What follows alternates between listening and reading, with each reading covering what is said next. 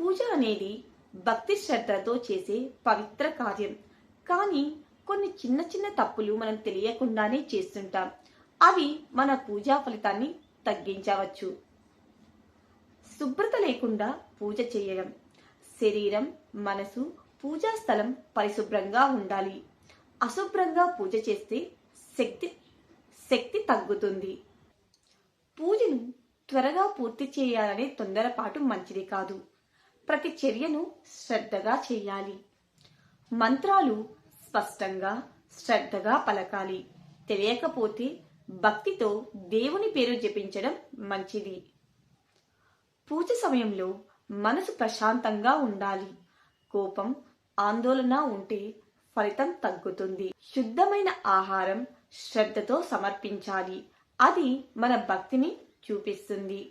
ఈ చిన్న చిన్న తప్పులను దూరం పెట్టండి. మీ పూజ మరింత పవిత్రంగా, ఫలప్రదంగా మారుతుంది. భక్తితో చేసిన పూజ ఎప్పుడూ ఫలితం ఇస్తుంది. ఓం శాంతి శాంతి శాంతి.